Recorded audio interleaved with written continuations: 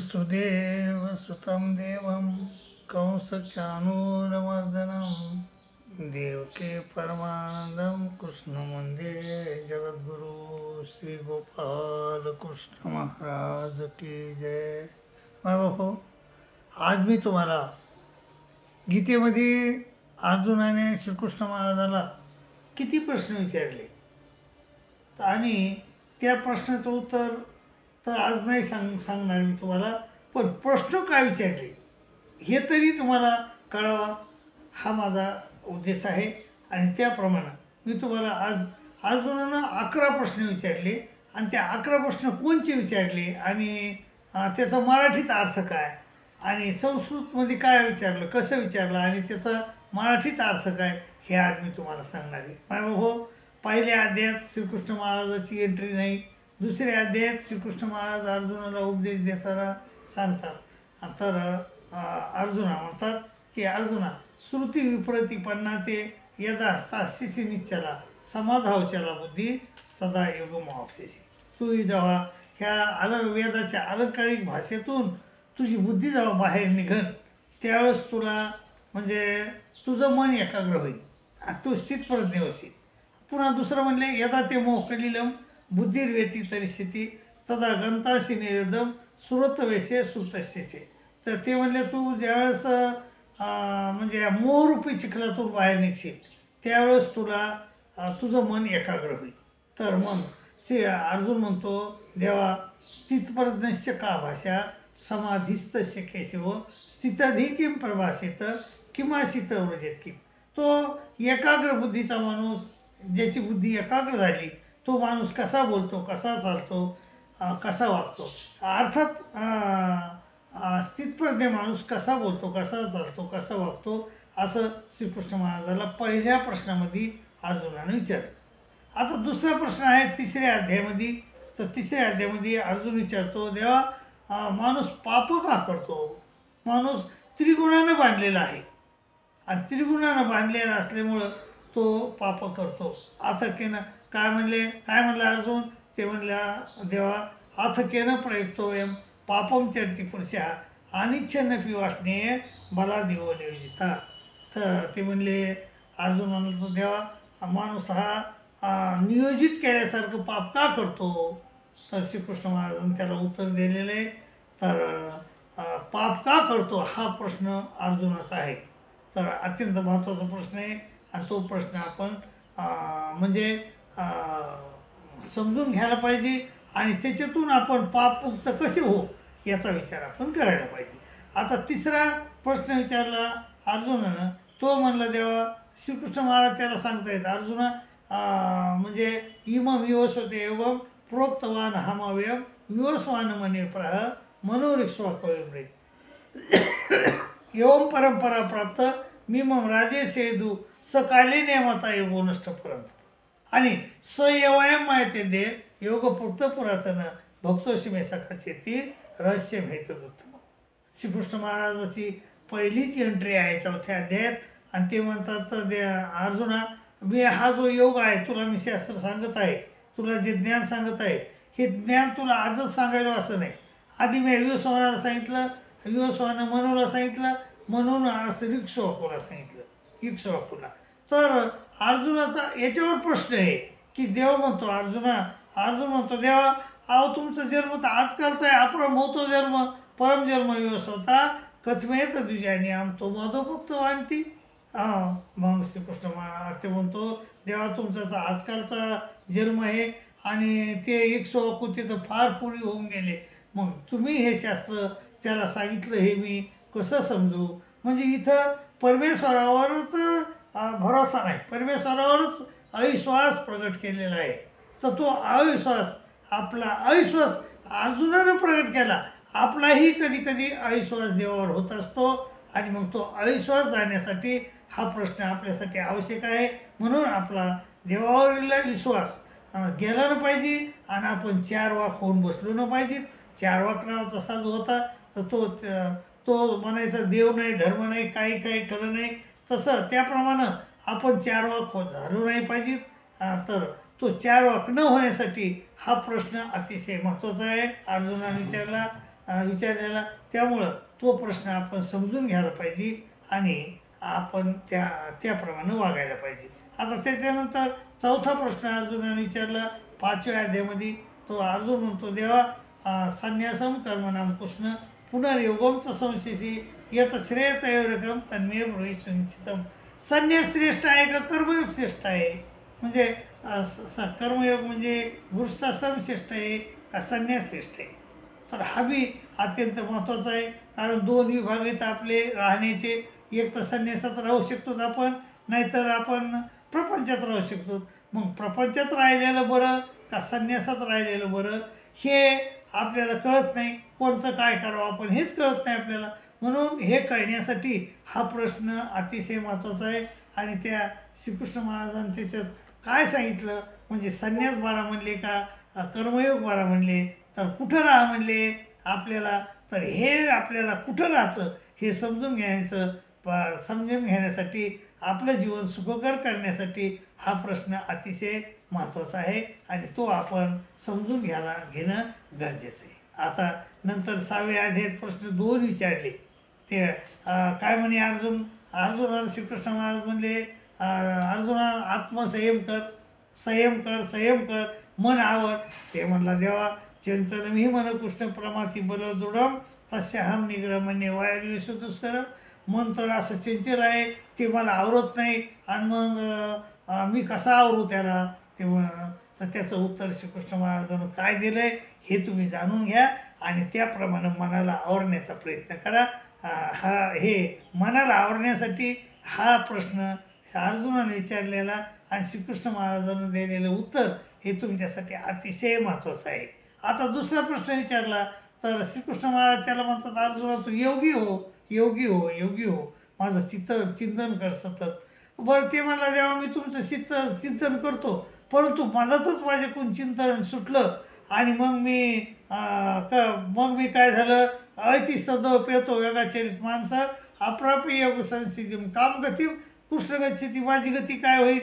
आणि कच्चिनो भरेमिष्ठिना भरेमिष्ठ अप्रतिष्ठो महाबळी मुढ ब्रह्मपती. माझे त्या फुटलेल्या ढगाप्रमाणे जर गती होणार नाही होईन का माझी? तर हा प्रश्न अतिशय महत्त्वाचा आहे. तो प्रश्न विचारला आणि मग आपण बी परमेश्वराचं चिंतन करतो आणि सोडून देतो. तर मग आपले सोडून दिल्यावर काय गती होती तर हे बघण्यासाठी आपल्याला हा प्रश्न अत्यंत आवश्यक आहे. आणि त्याप्रमाणे आपण कसं चांगलं आपलं होईल हे बी तर आपण बघणं गरजेचं आहे. त्यामुळं हा प्रश्न देखील 6वा प्रश्न आहे. तो देखील प्रश्न आपल्यासाठी अतिशय महत्त्वाचा आहे. तो देखील प्रश्न तुम्ही समजून घ्या अशी तुम्हाला नम्र विनंती करतो मायबाबो. आता 8वा प्रश्न लागला आणि 8व्या प्रश्नामध्ये 7वा प्रश्न आहे. तो प्रश्न 7वा. तो काय म्हणतो? अर्जुन म्हणतो, देवा किम तत् ब्रह्म किम आध्यात्म किम कर्म पुरुषोत्तम आदिभूतम च किम वृत्त मधिदयम किमिच्यते आदि यज्ञ कथम कुत्र देस्मिन् मधुसूदन प्रयाण कालेच कथम नियशी नेतात. अहो पटापट एकाच श्लोकामध्ये त्यानं 7 प्रश्न विचारले. एकाच प्रश्नामध्ये ब्रह्म म्हणजे काय, अध्यात्म म्हणजे काय, ब्रह्म म्हणजे काय, अध्यात्म म्हणजे काय, आदिभूत म्हणजे काय, आदिदैव म्हणजे काय, आदि यज्ञ म्हणजे काय, कर्म म्हणजे काय आणि प्रयाणकाळी मला तुमची आठवण कशी होईल असे 7 प्रश्न एकात एक विचारले. मायबाबो अतिशय महत्त्वाचे प्रश्न येतं ते समजून घ्या अशी तुम्हाला विनंती करतो. आणि 9व्या प्रश्नाकडे मी धाव घेतो. आता 8वा प्रश्न विचारला तर कोण्याच्या अध्यामध्ये विचारला तर फार दूर जावं लागतं आहे आपल्याला. 8व्या प्रश्नासाठी जावं लागतं आहे आपल्याला 12व्या अध्यायात.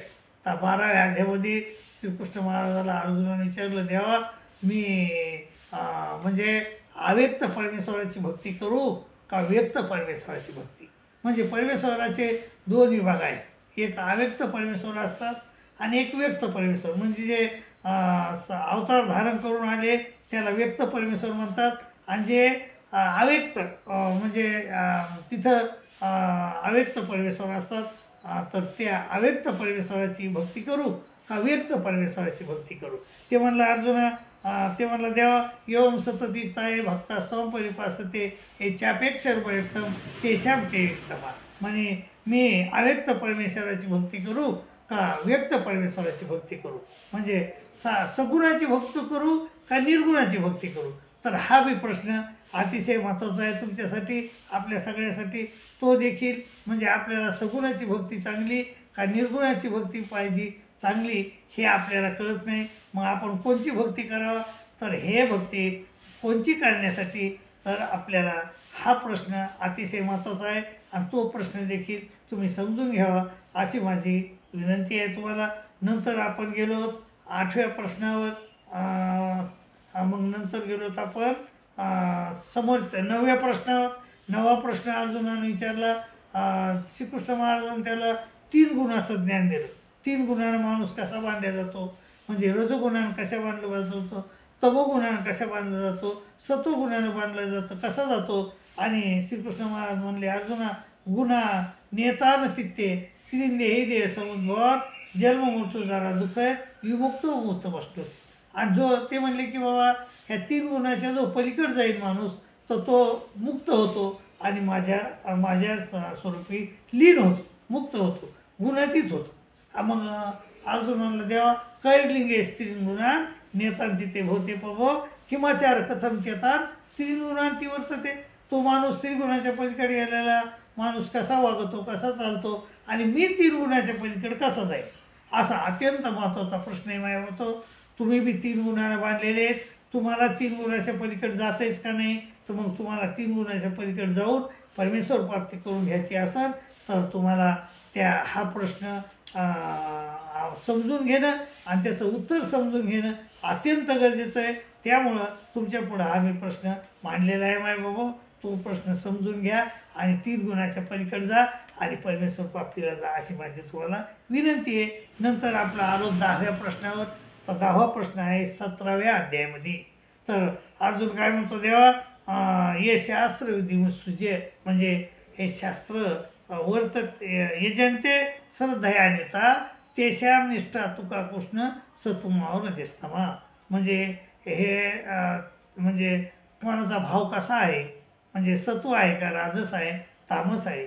आणि मग ते श्रीकृष्ण महाराज त्याला म्हणतात अर्जुना त्रिविधा भवती श्रद्धा, म्हणजे देही नामसा स्वभावजा सात्विकी राजसित्य तामसी तेतीस्तार सुरू असं उत्तर देतात. हे बी तर अवघड प्रश्न आहे, अर्जुनाचा जटिल प्रश्न आहे, पण तो देखील आपण समजून घेऊन आपलं भलं करून घेतलं पाहिजे. नंतर 11वा प्रश्न आला. तर 11व्या प्रश्नामध्ये अर्जुन काय म्हणतो देवा, म्हणतो संन्यासस्ते महाभाहो तत्वमिच्छा वेदिक त्यागशेचे ऋषेचे पृथके निषुद्धन. मला म्हणजे संन्यास म्हणजे काय आणि त्याग म्हणजे काय, त्यागाचं आणि संन्यासाचं तत्त्व थोडं समजून सांगा, कारण त्याग अत्यंत महत्त्वाचा आहे. संन्यास म्हणजेच त्याग. त्याग झाल्याशिवाय संन्यास करा नाही ना, मग संन्यासाचाच अर्थ आहे त्याग. तर श्रीकृष्ण महाराजांना हा प्रश्न अतिशय चपखळपणे त्याचं उत्तर दिलेलं आहे. ते उत्तर तुम्ही बघा आणि त्याग करायचा शिका, कारण त्यागोही पुरुष व्याघ्र असं श्रीकृष्ण महाराज म्हणले. आणि हा जो 11वा प्रश्न आहे तर ते म्हणतो की बाबा त्याग म्हणजे काय आणि संन्यास म्हणजे काय, ह्या तत्त्व इच्छामी ये देतो त्याचं मला तत्त्व समजून सांगा असं अर्जुनाचा 11वा प्रश्न आहे माय बाबा. अशा प्रकारे हे 11 प्रश्न श्रीकृष्ण महाराजाला अर्जुनाने विचारलेले आहेत आणि ते आपल्या अतिशय महत्त्वाचे येतं. आणि हे जर आपण प्रश्न समजून घेतले आणि त्या प्रश्नाचं उत्तर पाहिलं श्रीकृष्ण महाराजांनी काय दिलं आहे, तर आपण तुम्ही गीतेचे ज्ञानी व्हाल. आणि तुम्ही सतत गीता वाचित गेली तर तुम्हाला ते प्रश्न अवघड वाटणार नाहीत. कोणता प्रश्न कुठं आहे, तो कसा आहे, तर त्याचं उत्तर काय दिलं आहे श्रीकृष्ण महाराजांना हे तुम्हाला समजून जाईल. परंतु तुम्ही नेहमी गीता वाचत राहा की तुम्हाला गीता सोपी होऊन जाईल. पण अगोदर वाचताना ती फार अवघड वाटते, पण जसं एखादा आपण पुण्याला जाऊ लागलो तर पायी जावं लागलो आपल्याला पुन्हा फार लाभ वाटत आहे. परंतु आपण हळूहळू जर पुण्याकडे जाऊ लागलो तर पुन्हा हळूहळू जवळ येत आहे आपल्याला. त्याप्रमाणे गीतेचं बी आहे आपण जर गीता दररोज वाचित गेलो तर आपल्याला देखील गीता समजू लागते आणि गीता मग आपल्या म्हणजे कंट्रोलमध्ये आलं, शास्त्र आपल्या आवाक्यात आलं का, म्हणजे आपल्या ह्याच्यात आलं असं आपल्याला निश्चित वाटत आहे. आणि मग त्यावेळेस आपण सुखानं आणि हर्षानं भरून जातो. तर माझं हो, तुमचं जीवन हर्षानं भरून जावो, तुम्हाला हे प्रश्न कळवत समजवत अशी मी अपेक्षा करतो. आणि परमेश्वर तुमचं भलं करो असे देखील मी आशीर्वाद तुम्हाला देतो. माझी काही तेवढी लायकी नाही, परंतु तरीही आशीर्वाद देतो आणि इथंच थांबतो. आणि दुसरी गोष्ट हो, आता आपल्याला फार कमी सबस्क्रायबर पाहिजेत, तर तुम्ही जर सबस्क्राईब केलं नसेल तर आजच सबस्क्राईब करा अशी तुम्हाला विनंती करतो आणि तुमची रजा घेतो. दंडोत प्रणाम, दंडोत प्रणाम, दंडोत.